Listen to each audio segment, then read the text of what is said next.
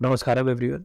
दोस्तों, महादेव को महाकाल भी बोला जाता है। तो उनको महाकाल क्यों बोला जाता है? पहले ये समझ लेते हैं कि काल क्या होता है और महाकाल का मतलब क्या है। उसके बाद में जो मार्कंडेय महर्षि हुए, उनकी और शिव जी की जो कहानी है, किस तरीके से शिव उनके लिए समय खत्म कर देते हैं या काल को खत्म कर देते हैं और उनकी डेथ होने से बचती है। इसके बारे में हम बात करेंगे। तो सबसे पहले हम ये मार्कंडेय जी की जो कहानी है उसकी बात करते हैं, उसके बाद मैं आपको महाकाल का कॉन्सेप्ट समझाने की कोशिश करूँगा। तो दोस्तों, कहानी इस प्रकार से है कि मार्कंडेय ऋषि भगवान शिव के बहुत बड़े भक्त थे और एक आयु 16 वर्ष की आयु है शायद, उस समय पर उनकी जो डेथ है वो निश्चित होती है।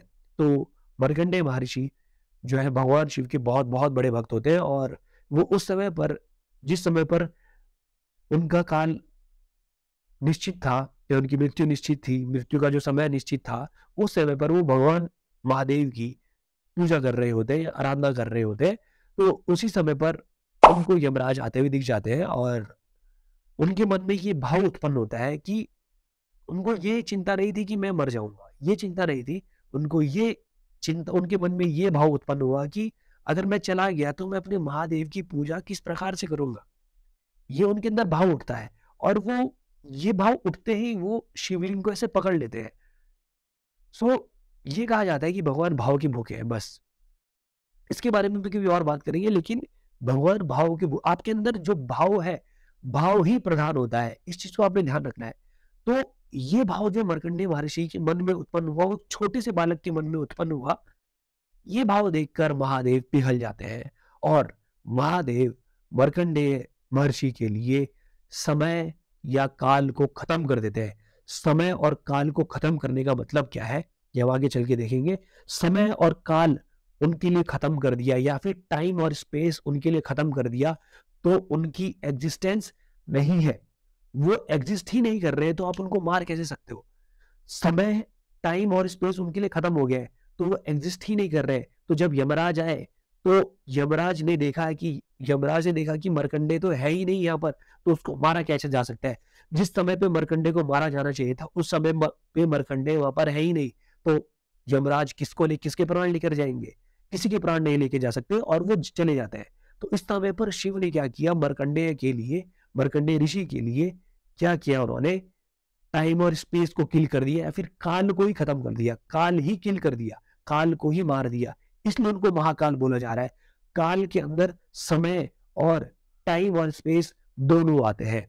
तो ये कहा जाता है टाइम की वजह से स्पेस है, टाइम की वजह से स्पेस है, या फिर आप इतना समझ लो फिलहाल के लिए कि टाइम और स्पेस एक साथ ही एग्जिस्ट करते हैं।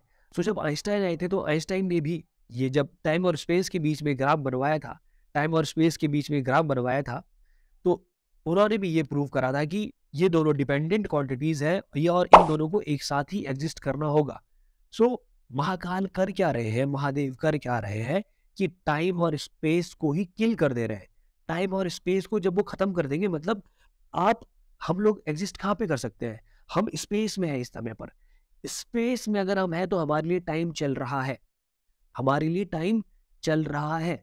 तो टाइम चलने का मतलब ही यही है, हम स्पेस में हैं और हमारे लिए टाइम चल रहा है। अगर हम स्पेस और टाइम में प्रेजेंट है तो हमारी डेथ हो सकती है।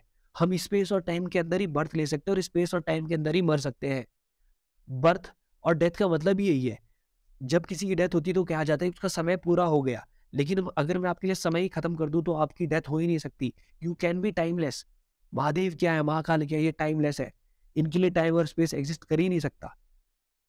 इनके लिए टाइम और स्पेस एग्जिस्ट कर ही नहीं सकता। ये टाइम और स्पेस के परे है, टाइम और स्पेस के ये परे है। तो महादेव ने किया क्या, मार्कंडेय के लिए टाइम और स्पेस उस मोमेंट पे खत्म कर दिया। तो जब यमराज आए, वहां पर यमराज को मार्कंडेय दिखे ही नहीं, वापस चले गए। और वो मोमेंट, जिस मोमेंट पे मार्कंडेय महर्षि के प्राण लेकर जाए जाने चाहिए थे, उस मोमेंट पे यमराज उनके प्राण लेकर नहीं जा सके। दोबारा यमराज आ नहीं सकते उस पर्टिकुलर टाइम में, क्योंकि वो पास्ट में नहीं जा सकते। इसीलिए मार्कंडेय ऋषि की डेथ नहीं होती है। इसके बाद मार्कंडेय ऋषि महादेव के लिए चंद्रशेखर अष्टकम लिखते हैं, रचित करते हैं। उसमें कहा जाता है कि चंद्रशेखर चंद्रशेखर यह लक्ष्य जैसा दूंगा आप चंद्रशेखर अष्टकम साउंड्स ऑफ ईशा के द्वारा दिया गया है। और उसमें मार्कंडेय यही बताते हैं कि मेरी रक्षा स्वयं चंद्रशेखर कर रहे हैं तो काल मेरा क्या करेगा, काल मेरा क्या कर सकता है, जो मेरी रक्षा चंद्रशेखर ही कर रहे हैं। और फिर वो एक लंबी आयु तक जीते हैं। और हम मार्कंडेय ऋषि का नाम इसीलिए तो जानते हैं। महादेव के बहुत बहुत बहुत बड़े भक्त थे। आई होप कि मैं आपको ये कॉन्सेप्ट क्लियर कर पाया हो कि महादेव को महाकाल या फिर भगवान शिव को महाकाल क्यों बोला जाता है। क्यों बोला जाता है? क्योंकि वो स्पेस और टाइम को किल कर सकते हैं, किल किया जा सकता है। स्पेस और टाइम आपके लिए एग्जिस्ट करेगा ही नहीं, ऐसा हो सकता है तो आप डेथलेस हो जाओगे। आई होप कि आपको वीडियो पसंद आया हो, आपके कुछ कॉन्सेप्ट क्लियर हुए हो। अगर वीडियो अच्छा लगा हो और मेरी अप्रोच आपको अच्छी लगी तो ये वीडियोस प्लीज़ प्लीज़ प्लीज़ और लोगों तक भी पहुंचाएं और मेरी रीच बढ़े, ताकि मैं और भी बहुत सारे लोगों तक पहुंच सकूं और चीज़ों को साइंटिफिकली आप लोगों के सामने लेकर आने की कोशिश कर रहा हूं। सो किसी और पर्टिकुलर वीडियो पे भी आपको टॉपिक चाहिए, सॉरी किसी पर्टिकुलर टॉपिक पे आपको वीडियो चाहिए, किसी पर्टिकुलर टॉपिक पे आपको वीडियो चाहिए तो आप कमेंट सेक्शन में कमेंट कर दीजिएगा। मैं उस टॉपिक के ऊपर भी वीडियो बनाने की कोशिश करूँगा। मिलेंगे फिर आपसे अगली वीडियो में, तब तक के लिए नमस्कार, धन्यवाद।